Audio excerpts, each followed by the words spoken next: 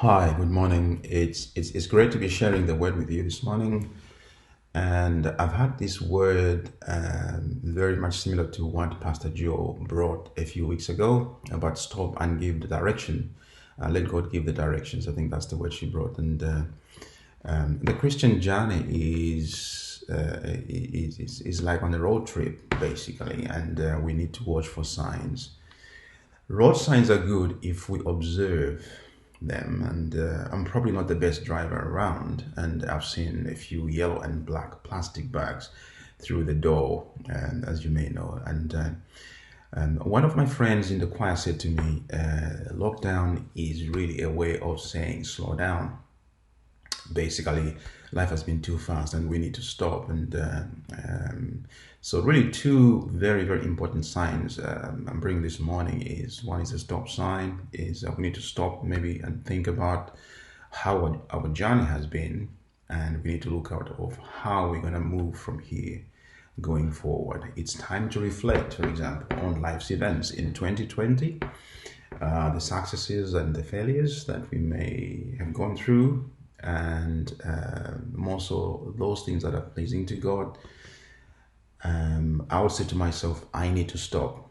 And there's some things that you might reflect on. And so that's the first thing. It's time to look out for others. That's what the stop is. You look out for other drivers who are coming through, and not just yourself. And one of the things about managing to stop from a high speed is what is called the braking distance. And so if you've been too fast, if you've been doing some things quite fast and you're not stopping, it might take a while to stop, but eventually you come to a stop, and hopefully it's not too late that you've let things go out of control. And so my word is a caution to us and a caution to me to say, let's stop and think.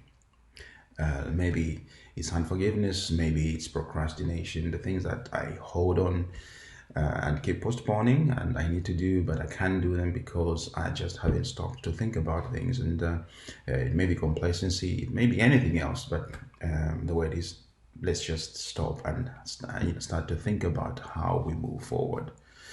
The other word obviously is the give way. This is another sign, which is probably one of the hardest in the business of life. It's always a joy when you give another driver way on the road, and you get the hazard lights thank you back to you. And so maybe it's about denying oneself. Maybe it's time that we became more patient than before. Maybe it's time that we just let God have his own way. Maybe God is saying, don't fight your way, give the way. Don't try to win the argument. And so let's reflect on that today. Just give way.